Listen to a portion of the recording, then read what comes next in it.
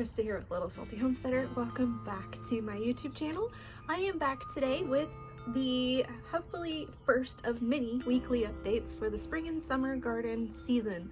So it is February 28th, the last day of February 2025, and the garden is in kind of a reset period. So I wanted to walk through and show you guys what is growing and kind of discuss what the plans are for things, and then give you a bit of a seedling update at the end of the walkthrough here. So let's go ahead and get started.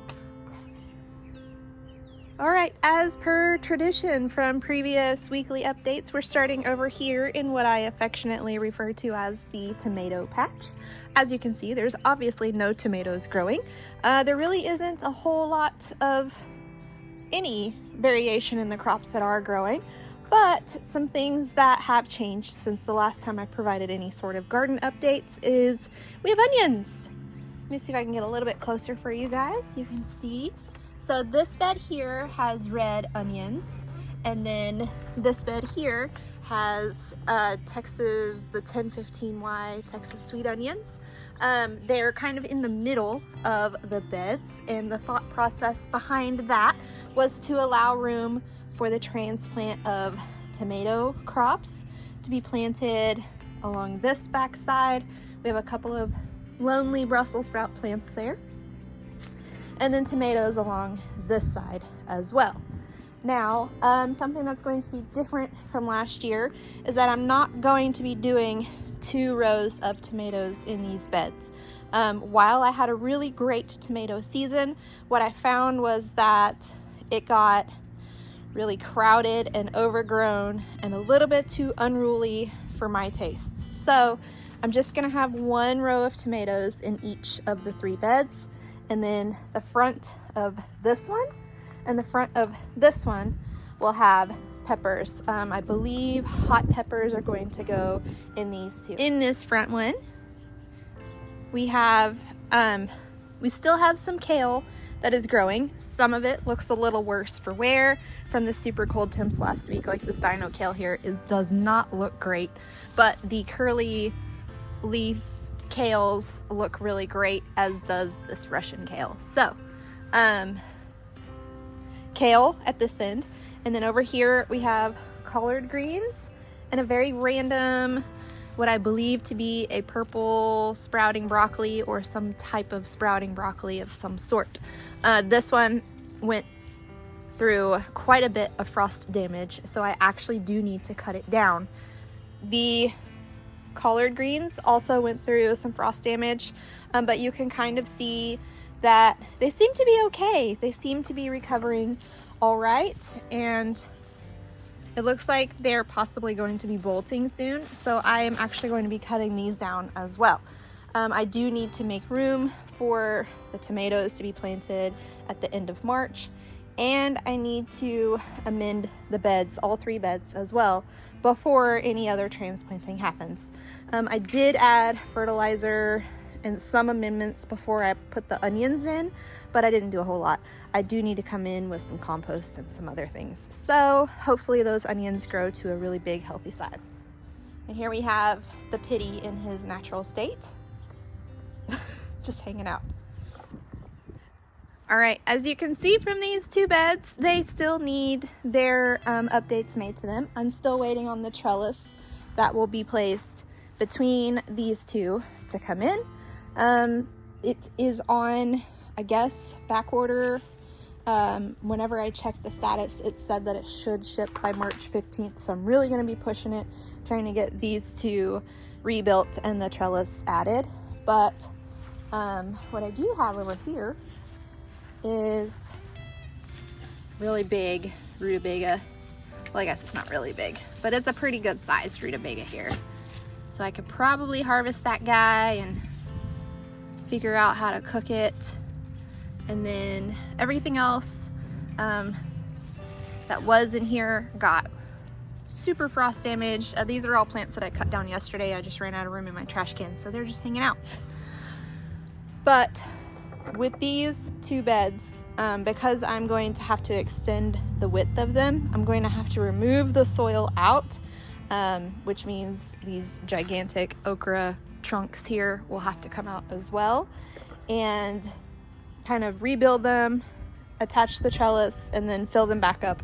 I'm gonna use the same soil and then just top them off with compost and such.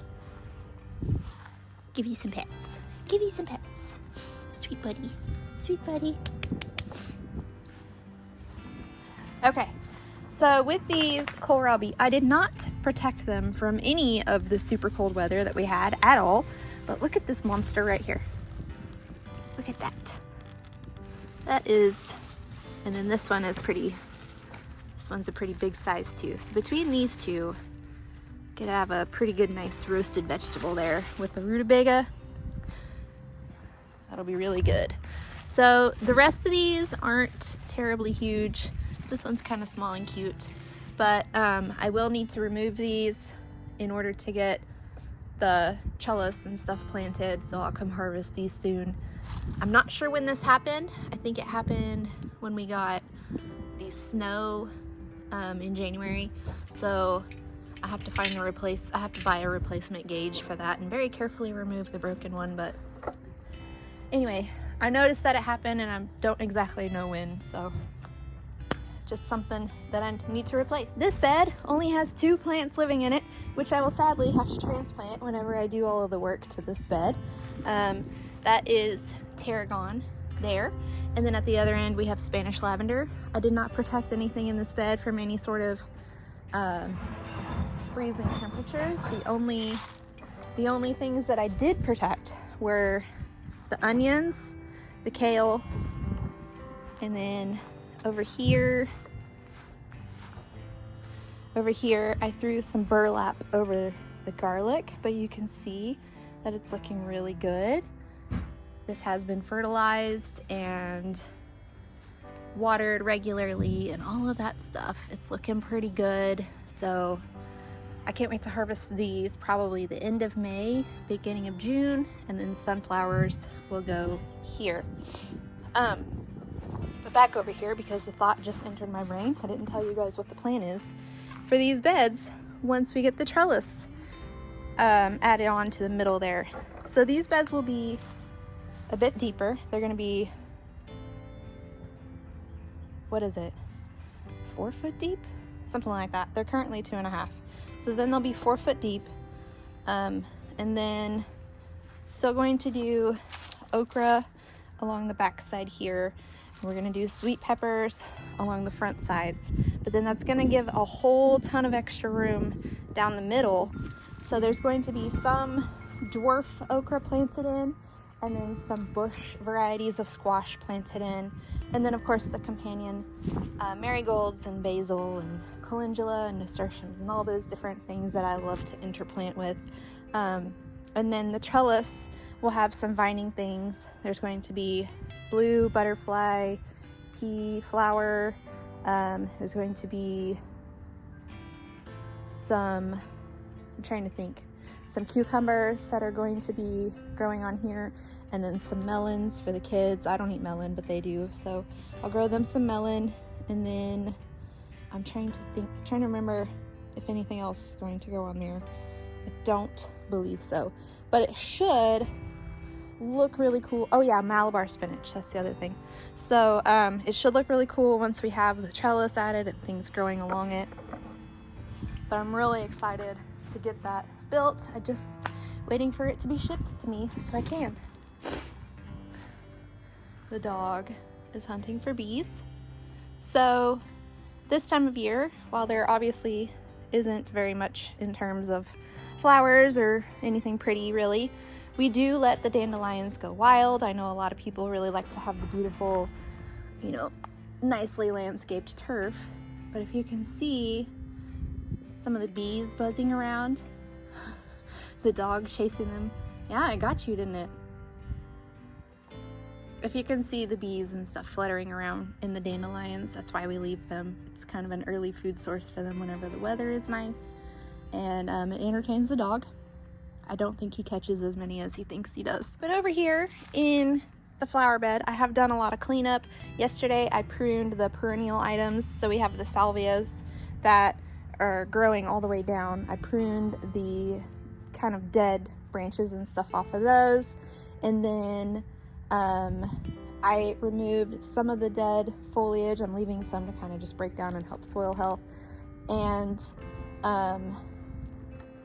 just kind of did some very generic cleanup in here. This will still need some amending with some compost and some new mulch and stuff for the spring flower planting season. But yesterday I just wanted to get a lot of the like dead icky stuff out. But what I did want to show you is because these strawberries grew really well, they're now growing in the flower bed. And I don't know like if I should just leave them or if I should just cut these off and not allow them to grow. There's kind of benefits either way, but there's also some negatives as well. So I probably just need to talk to Jake and see what he thinks is the best thing to do. Now obviously if we leave it, they will spread and take over the whole bed, which could be good and it could be bad. I don't want to leave easily accessible food items right here on the ground directly for critters to come nibble at. But you know, the strawberries lasted through the coldest of the weather, so there's also that kind of benefit where we have something green and pretty even whenever it's icky out. So I don't know, just kind of have to have that discussion with him and see what he thinks. But the next thing is to get this ready for spring planting, and there's going to be a lot of petunias coming in here. You can see where I planted the snapdragons in the fall, where they're starting to put on some warmer weather growth, so hopefully those will bloom out. Zinnias, of course, will also come out here. I have some other stuff that's cold stratifying in the fridge, some milkweed, echinacea, and gaillardia. All will be transplanted out here as well. And then what else? I'm trying to think. Coleus, I have coleus started inside. Some more snapdragons. I have some more hollyhocks. That's what these are right here. It's hollyhock here, and then there's another one right there. So those two should actually bloom this year. We'll see what they do. But it will be full of flowers like it usually is in about a month and a half. So it will look really nice. Right now, this is just kind of the reset, get things, you know, cleaned up and amended and ready for the next growing season. You can see where I need to come pull all my labels and get rid of those, but I haven't done that yet. Yesterday was about getting rid of the dead plants. The next thing will be getting rid of the trash. So we'll see. We'll see how quickly I get that done. Over here in this green stalk, I was going to let it rest, but Jake and I are trying to incorporate more vegetables into our daily eating habits, and there are some grocery items that got really expensive recently. So the other day I planted this top row out with a bush variety of like the, not snow peas, but similar to snow peas. I can't even remember what they're called right now, but basically peas. The idea is to stir fry them and stuff. And then this tier is spinach all the way around. Hopefully that germinates. And then the remaining tiers are all lettuce that I just direct sowed seeds for. I do need to come out here and add some water to it. But the hope is that I can just come out and harvest some healthy green vegetables for us to have for dinner. And then kind of tide us over until we have some of the warmer season crops ready to be harvested.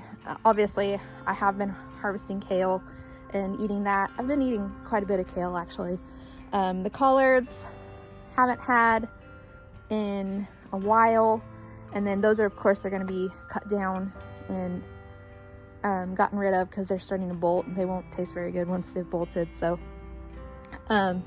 the focus right now is going to be to harvest and eat the kale, and then as these items grow, harvest these and eat them. Now, up here on the patio, we kind of briefly talked about the strawberries. I did come through and prune off some of the dead parts yesterday. I didn't prune it all. It was just a very rough chop coming through here in a hurry. You can see on the ground where I cut them off, and fertilized it.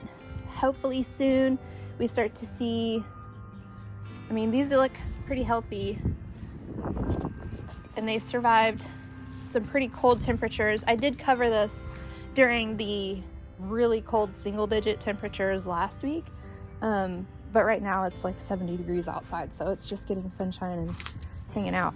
Hopefully these start blooming out soon and we get strawberries. The lime tree was inside all winter, and whenever it's inside, it likes to lose all its leaves. It's back outside now. There's no temperatures lower than this morning was the coldest at 42, so the tree will be fine. I fertilized it yesterday as well, so it will be all right. The sage I didn't protect. That thing is like the unkillable plant. I've had it for like 4, almost 5 years now, so there you go. Get a sage. This green stalk, this one will be transitioned into only herbs. I have a ton of medicinal herbs sitting on the heat mats right now that I pulled out of the refrigerator the other day. Some have germinated, so far chamomile and a few other things have germinated. So I'll get all of these pockets filled up with herbs, and you can see the mint coming back here, so that will take over shortly. The thyme, of course, is also unkillable, so this looks really good. But let's kind of talk about what the remainder of the plans are for all of the things everywhere.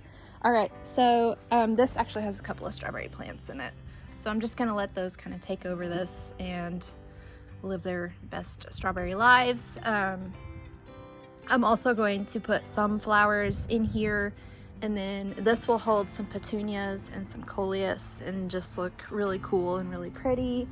Same with that one there. This one will be petunias and coleus as well. Once it gets too hot, I'll pull the petunias out and put a heat tolerant flower there. This one does not have any strawberries in it, as you can see. It does have a chive that I'm not sure if it survived the coldest of the cold last week. It looks like it might be trying to bounce back, so I don't know. I'm just gonna leave that and see what happens with it. Otherwise, this is going to get some flowers put in it. Then I have several grow bags scattered around. Obviously, they need to be filled up with soil. And then one of these are both 10-gallon. One is going to get ginger and the other one is going to get turmeric. It could be either direction. That one could be ginger, that one could be turmeric. It doesn't really matter because on this part, they're both going to get the same exact weather conditions. I just need to top these off with soil and get them nice and amended and full of nutrients and such. This one had zinnias in it last year, and it was out there where that smaller one was. I just need to put it back. And what is going to go in these is going to be, so there will be one here and then one here. And I'm trying to decide if I want edible items here or if I want flower items here. These are 10 gallons, so I could grow almost anything in them. Probably wouldn't be feasible to do potatoes because the potato starting time has already passed for us. If I was going to do it, I should have already gotten them in. So I'm not 100% sure. Maybe I'll just make them like little mini tea garden containers, you know, like lemon balm or mint or something that needs to stay in a container. But I'll put some more thought into that, and those will go here. This one usually has bells of Ireland in it. I don't know if it's going to come back this year. Obviously it needs more soil, so top that off. Actually, I'll wait and see if the bells of Ireland sprout, then I'll top it off with more soil and kind of just take it from there. Plant some flowers of some sort in there. But that's kind of the overall plan for the 2025 garden. There's a ton of stuff that's going to be planted in the gardens. Obviously these two beds that have the onions, onions make a great companion plant for things because they help repel some of the pests that can bother tomatoes especially. So since we're gonna have tomatoes along the back rows there, the onions will kind of help repel some things. And then we'll have peppers along the fronts. And then I'm still gonna squeeze in basil and marigolds and all of the other things. But the reason why I chose to put just one row of tomatoes, especially in this bed, is because they get so big and so leafy so fast that they shade out the rest of the bed, and anything that you have in the middle doesn't grow. So I thought we'll put something shorter in the front, and then we'll put the tall thing in the very back, and then we'll put, you know, all of the other stuff that we want to grow within these beds down the middle. So hopefully that works out, and hopefully I have lots of onions that I'm harvesting later in the year, lots of tomatoes, lots of peppers. I know that I'm all over the yard with this garden update. I do apologize. This bed will also be tomatoes along the back side here. This bed will have cherry tomatoes in it. Along the front of this bed will be eggplant and tomatillo. Last year I had a really good eggplant year and they were in that bed, but because they were so big, they were like 5 or 6 feet tall. They were huge and they were really bushy. I couldn't get through the walkway there, so I thought I would just put them along the front here so that they wouldn't impede me trying to get through. And then trying to think of anything else for these beds. I haven't like sketched it out yet. This is all just the rambling thoughts that go through my brain that keep me up at night. How am I going to plant my garden this year? And then, oh yes, bush beans will be planted throughout all 5 of the raised beds, just kind of wherever I have space. Now the good thing about bush beans is they don't take up a whole ton of space, and they make really great companion plants for a lot of different vegetables. So I'm just gonna tuck them in wherever I have room, and then once I'm done harvesting the beans off of them, I'll get those taken out, and then cow peas will go in those spaces. Now I had a really good cow pea year last year.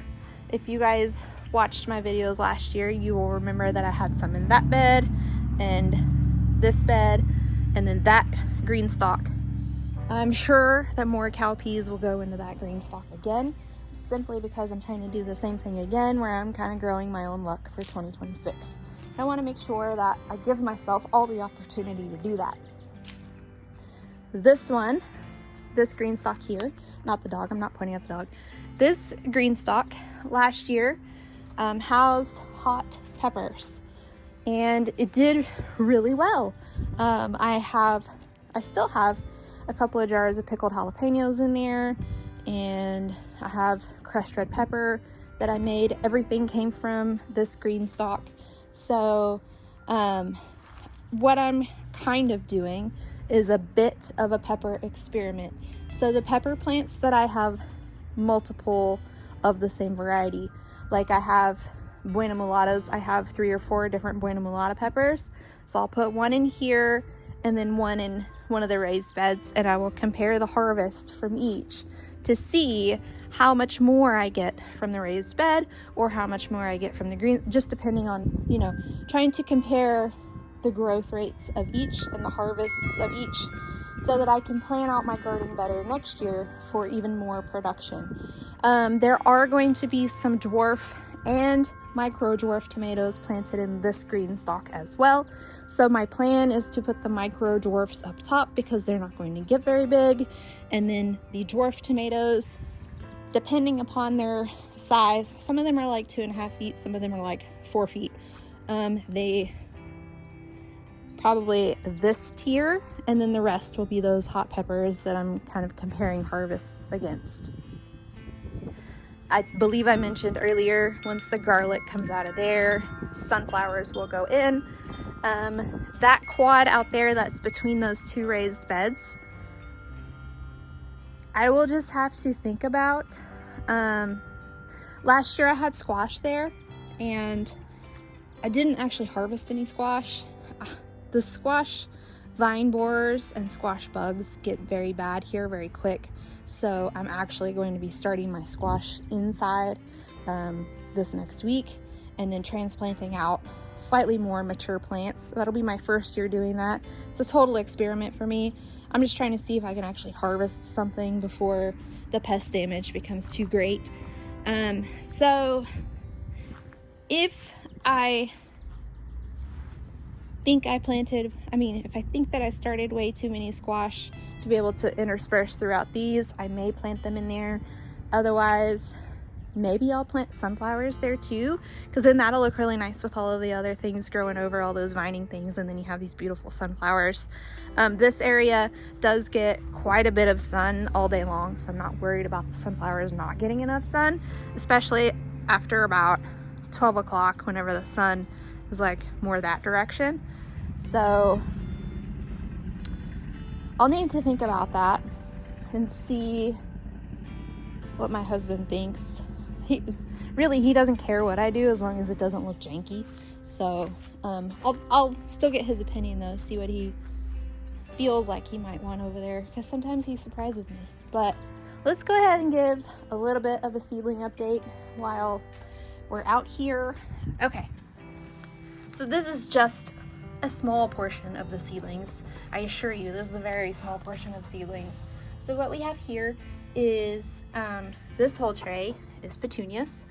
This row all the way back, all the way to this label here, is going to be this color, this double cascade blue petunia, which is actually purple.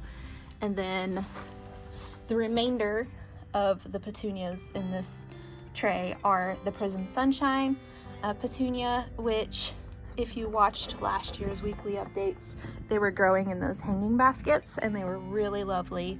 And there's one about to bloom, so hopefully next week's weekly update I can show you guys. This one has a mix of petunias and Sahara Rudbeckia. So from here to here is this super cascade burgundy, very beautiful. And then the remainder of the petunias in this tray are this double cascade Valentine, which is going to be a very bright pink.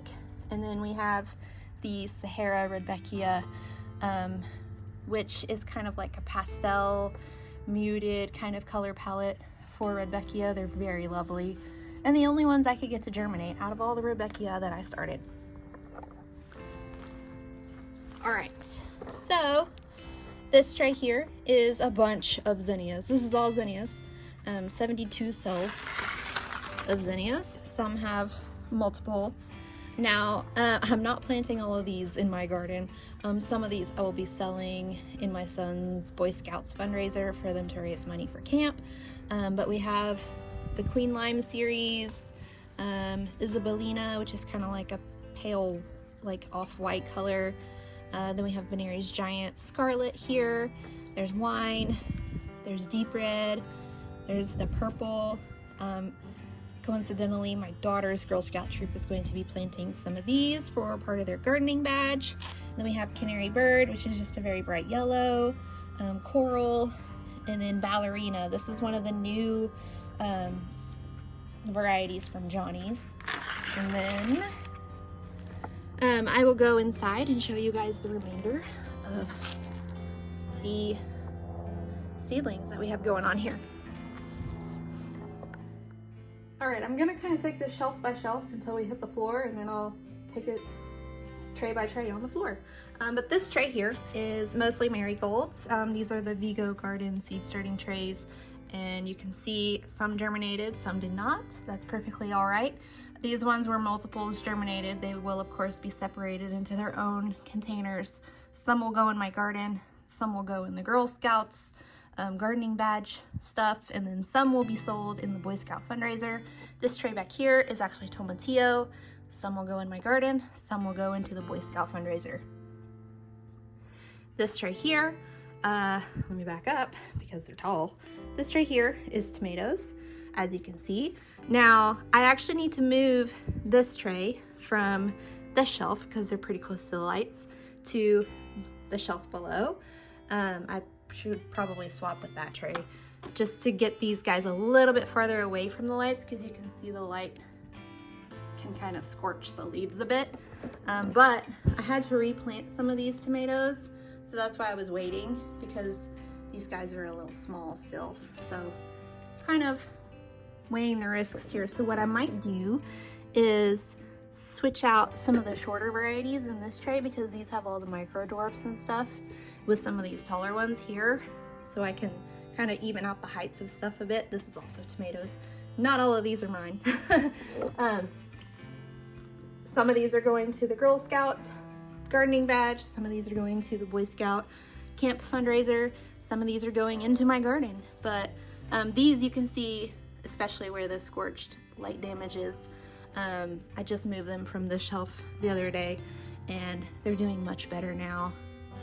So anyway, this is some recently up-potted peppers, and they aren't looking super great.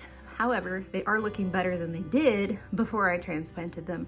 I'm not sure exactly what happened particularly with this tray of peppers. It was this one and this one. They were all within a tray planted in something like these 6-cell things, but they all kind of got stunted and weird. So I up-potted them. They have new soil, so they're kind of starting to bounce back. They're actually looking a lot better than they did. So even though they look kind of meh now, I think they're gonna bounce back and be fine. You can see back here, these have some nice new healthy leaves growing on them. So just gotta give it some time. These are peppers that will be planted in my garden, and some eggplants. These are all eggplants back here. Some are going in my garden, some are going in the Boy Scout fundraiser. But all of these are my garden peppers. It actually looks like less than I thought. I don't know. We'll see. I imagine it's probably perfectly fine. Then we have more tomatoes. Then this tray is mostly nasturtiums until you get to right here. These are the butterfly pea flowers. So I have the blue ones here, and then I have a lavender variety here. Now, I started these indoors because everything that I read said that they're slow to start and that they have a little bit of an issue germinating. So I started them indoors to kind of give them a head start, and they're not slow, and they didn't have an issue germinating. So yeah, this tray will actually probably get moved out next week as long as the warm weather continues to hold out. All of these nasturtiums will be planted within the flower beds and the raised beds as companion plants. So lots of color there. I have purple, I have red, I have cherry rose jewel, which is pink. I have black velvet, which is dark red. Fiesta blend, which is yellow and orange. Like, I'm not really picky on the nasturtiums. I like all of them. One more note on this. I did up pot these the other day. So these have brand new soil. So even though you see the yellowing of the leaves, that should take care of itself here within the next couple of days since these were up potted. Now we have this bottom row. So this is more, let me zoom out a little bit. So this is more of the peppers that were in that same tray that were looking kind of meh. These were actually transplanted first, and they look a little bit better than the other tray. So yeah, I can see how those are gonna bounce back and be all right. This tray is more of my personal peppers that will be planted within my garden. And I think the reason why these look so much bigger than these is because these were planted in the tiny seed starting trays, these guys, and these were planted in one of these 32 cells, so they had more room to start off with. And then this isn't done yet. I ran out of soil, so the rest of them are still sitting in their original seed starting tray that I'll show you in just a minute. But you can see these all look pretty good. And then this tray here is a mix of different flowers. So we have more zinnias back there. We have celosia, we have snapdragons, gomphrena, coleus, more coleus, And then hollyhocks. These are all hollyhocks. None of these germinated. It was brand new seeds, so I'm not entirely sure what the deal is there, but it is what it is. You can see why I had to take it section by section, because there's still a lot of stuff that I'm working on, seed starting stuff. Okay, so this tray is calendula, and I don't actually know what it looks like under there because I haven't checked on it since yesterday. So, oh, I see we have some that have germinated. So this is another one that makes a great companion plant. It is supposed to ward off hornworms, but the Racina variety, which is the very traditional calendula, is also a fantastic medicinal that is used typically in skincare applications to treat things like eczema and rashes and sunburns and stuff. I didn't have a whole ton of Racina seeds, so what is in here is a bunch of different varieties. It's going to be planted throughout the garden, the raised beds, and then the in-ground flower beds. So we should have a lot of different color and texture variety going on within all my growing spaces. These two are the medicinal herbs that I cold stratified on an earlier video this year, and they were placed onto these heat mats a couple of days ago. And you can see we have some germination, not all the way yet, but some. And again, this will be planted out into the green stalk, and then the other tray, some germination, not a whole lot yet. Like I said, these have only been on here for a couple of days, so I don't really expect anything for at least a week. This one is basil. I haven't checked on these. I just planted this like 2 days ago, so I'm not really expecting anything, but let's see. These are really tightly in here, so I kind of have to move things around. Yeah, no basil yet, but this is all basil. Some will go in the garden, some will go to my daughter's Girl Scout troop, and some will be sold in the Boy Scout fundraiser. So I'm gardening for everybody this year. No, I'm just kidding. Most of it will be in my garden. Honestly, I love growing basil. So, and then this one is other herbs. This is all edible herbs like chives, cilantro, dill, parsley, thyme, stuff like that. So this one was planted the same day as this one, so I don't expect any germination. I think I did that Wednesday, today's Friday, so maybe next Wednesday we start seeing some action on these. Here's the remainder of my peppers that need to be transplanted, but like I said, I am out of soil and I need to get more. So yeah, these are just hanging out here. Before you say they're not getting enough light, I know, I need to hurry with the soil so that I can get them under there with those guys. But if all else fails, I can just go put this outside since it's nice outside, and they'll be just fine. All right, but that is it for this week's weekly update. If you liked today's video and you want to see how the garden grows and changes from week to week and how the garden progresses as all of these little tiny seedlings get planted out, please like, subscribe, and comment. Do all those different YouTube-y things. But until next time, go find a way to get those garden manicures. Bye!